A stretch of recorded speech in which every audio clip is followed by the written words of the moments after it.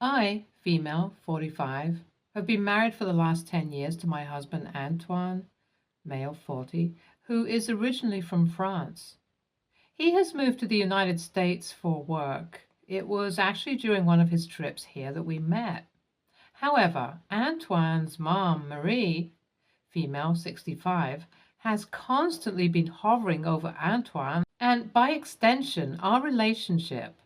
However, there is quite a close bond between her and her kids, so I do get why she's so attached. Antoine's father is also out of the picture, and their family included only Marie, Antoine, and Antoine's sister, Elise, female, 24. I hate to say this, but Elise is not a good daughter.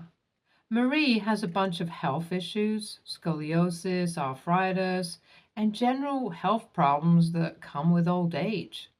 And I have done the brunt of taking care of her as she goes on. For the first 5 years of our marriage, I often used to travel to France with Antoine to take care of Marie in Lyons, even though her own daughter lived in Paris. Thankfully, I was able to manage this as my work is remote, but it was still quite a task to pull off. Marie was always grateful to me for the effort I put in, but at the end of the day, she also used to call Elise her rock for dropping in a call like once a week. It was quite annoying, but I wasn't 100% in on their family dynamics and didn't want to comment on something that I wasn't familiar with. Eventually, it did get to a point where it was getting financially and emotionally draining for us to keep constantly traveling to France. Hubby and I sat down and weighed out our options. We could either ask mother-in-law to come live with us in the States, or we could ask Elise to take a more active role in taking care of her mother. When we called Elise and proposed this, she said that she was independent and enjoying her life, and that it wouldn't be a big deal for her mom to move to the US. She was dodging responsibility and making us out to be the villain by asking us to discuss this with Marie privately. I remember her saying something like, "Mama would not care. She is healthy anyways. Besides, a little pain is normal in old age, no?" That comment alone perfectly puts into perspective how out of touch Elise was with her mother. I was the one who was checking in with mother-in-law about her weekly appointments. And whenever I was in France, I accompanied her on certain physiotherapy sessions to make her feel safe. Elise? She stuck to calling once a week and doing the bare minimum. Anyways, we had to bite the bullet and ask mother-in-law to move to the States, and she was dead set against the idea.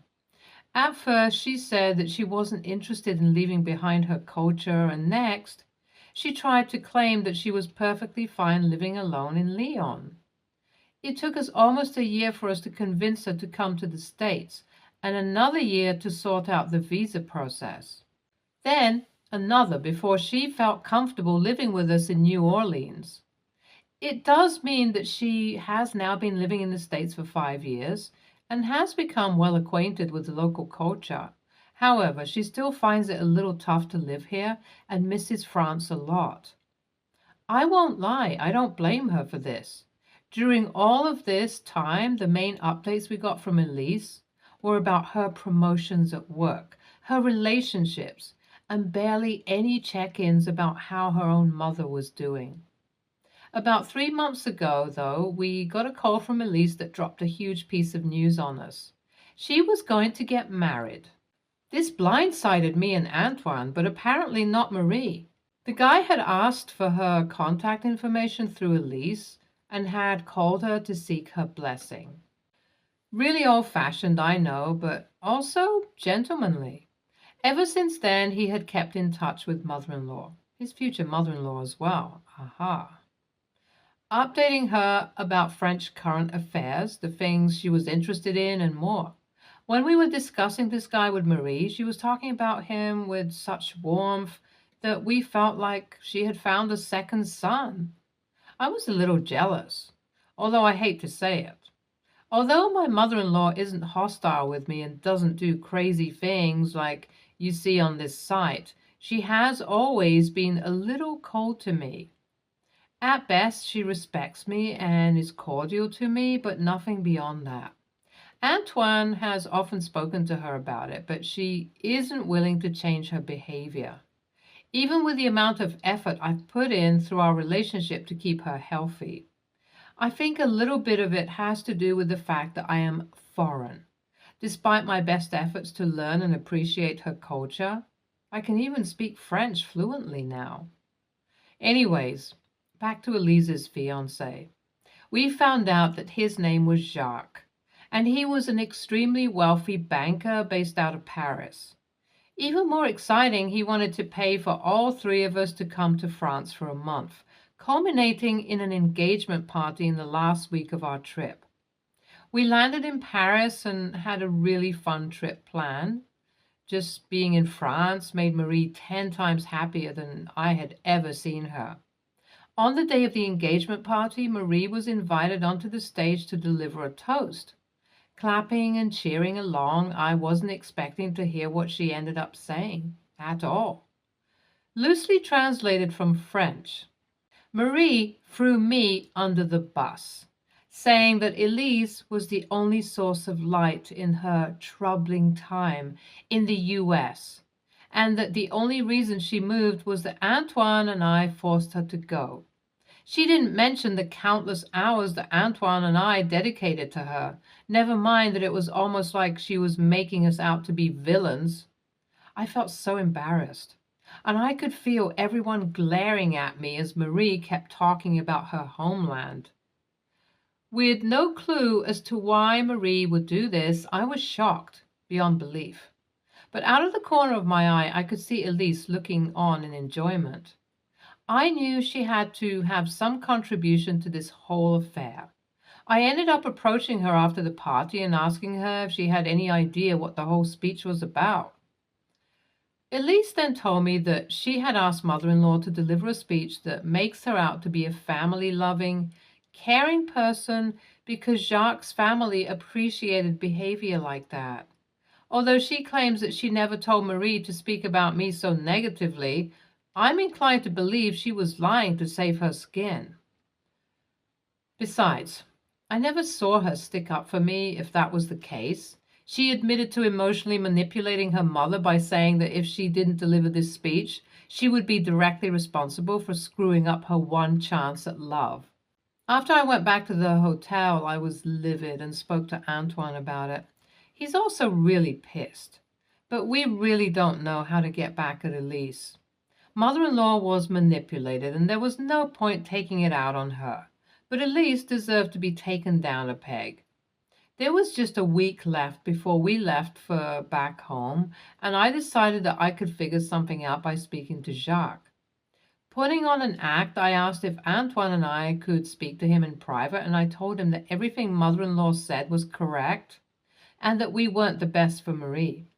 He clearly had a strong bond with his soon-to-be mother-in-law and was eager to figure out a way to make her feel better. Without skipping a beat, I asked whether he would be comfortable with having Marie moving in. We would continue to support her from the States, and we clearly loved her, but her heart was back home in France. Jacques agreed to this, and I managed to convince him that we should keep this a surprise for Elise until her wedding day. Of course, with the amazing image he had of Elise after mother-in-law's speech, he was inclined to believe she would love this idea. The wedding was a month away, and we spoke to Marie about it after our trip to France ended.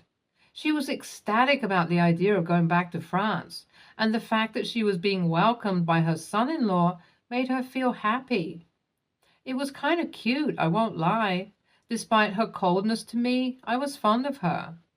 Elise, at this point, was the only one in the dark about it. We booked another ticket for her back to Paris on the day before the wedding and sorted out everything logistically. The flight is tomorrow, and now I've started having doubts about whether what Antoine and I are doing is correct. Reddit, is this a good idea? Update 1. Jacques surprised Elise with the news on the altar, and she called us screaming as soon as she was out of public view. She can't openly say that she dislikes the setup of having her mother live in the same city as her because everyone believes that she should be elated by it. I told her tough luck and explained that everything had been set up for Marie to live in Paris now. If she wanted her back in the States, she was going to have to be the one to bring it up. Update 2. Jacques and Elise have been married for a few months, and from what I heard from Antoine and his friends in France, they have been fighting a fair bit about the fact that Elise doesn't care about her mom as much as she let on. The lie from her engagement party is caving in around her. She is acting selfish and doesn't want to deal with Marie's health problems, and Jacques is her caretaker for all intents and purposes. Update 3.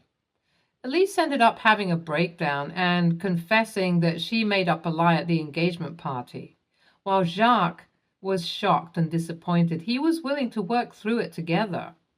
Marie also got a bit of a reality check during her time in France, as she is missing the kind of care we used to give her. However, Jacques suggested paying for home help in France so Marie could get constant attention and live in her home country. I hope that at the end of the day their situation ends up being stable.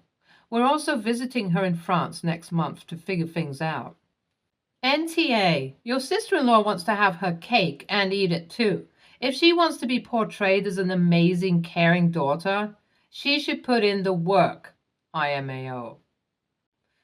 NTA, IMAO, you did your part for Marie. Don't worry. Leaving your home country at an old age is tough. I get that she couldn't adjust to the States. I think the arrangement in your latest update would work best for everyone. Jacques is really a saint in this whole story, and I hope Elise learns her lesson. Next story.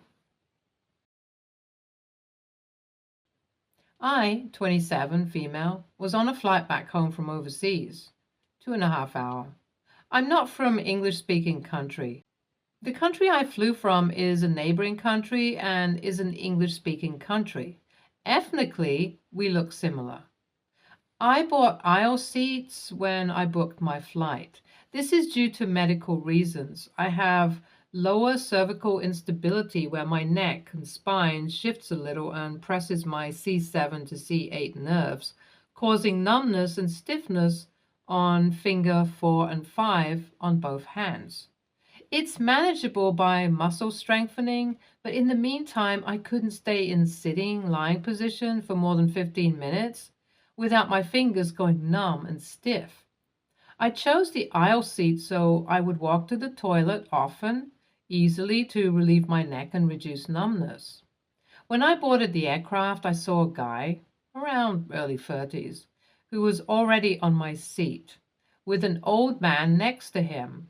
I used English as I didn't know which nationality he is and asked him politely to please move as that was my seat. He smiled and asked me if I'd switch seats with him because he needs to help his dad to the toilet due to his old age, in my native language. I wouldn't have minded if his seat was an aisle seat, but his seat was in the middle seat in the opposite row. So I said no in English. I'm a pretty anxious person and I don't like confrontation. Being multilingual doesn't help either when you're nervous. I could register my native language, but I almost answered this guy in Chinese instead of English or my native language. I was that anxious. He understood English. When I asked him to please move again, he frowned and insisted that he needs to be next to his dad and how a young woman like me, I look high schoolish, can't be considerate to an old man.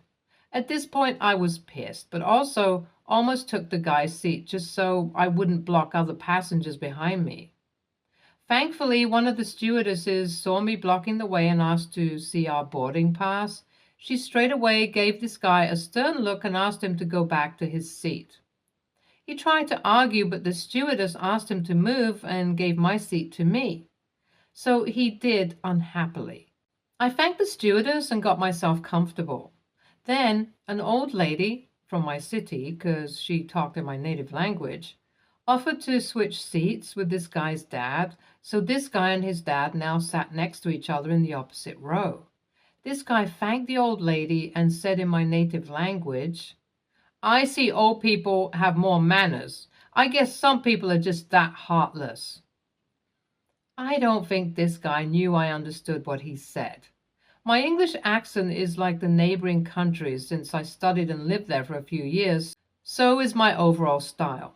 Anyway, pretty much him, the old lady, and some other passengers, all middle to old age people, from my city chimed in and talked crap about me while I pretended to not understand anything. AITA here? Like, seriously, was I the crazy one for wanting to sit at my seat that I'd paid for? Why did so many people on board defend this guy? NTA. I don't know why people now feel so inclined to take others' seats when they can pick their seat when buying their ticket. If he really had his father's best intention, he should have kept that in mind when purchasing their ticket seats. Even if you did not have a medical reason, you wouldn't be the a-hole because you paid for that seat and he didn't. I'm Asian too, and I feel like the older generation think that the younger generation owe them something and we have to bend over backwards for them in any situation. Sorry you were bombarded with those nasty comments on the flight. NTA, you booked the seat. He probably booked too late to get seats close together, so figured he could pull a fast one. Next story. I have 3 kids, 14, 13, 9.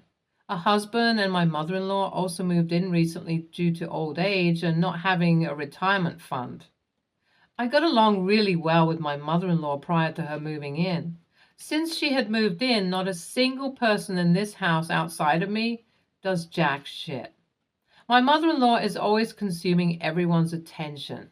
Say, for instance, if my daughter is doing the dishes, mother-in-law will call for her from the other room to go paint nails. If my husband is doing something around the house, she will ask him to run to the store with her, and they are gone for hours because they end up getting brunch and whatever. She does the same thing with my boys as well. If they're doing anything at all that doesn't involve mother-in-law, she will automatically just ask them to come play cards with her.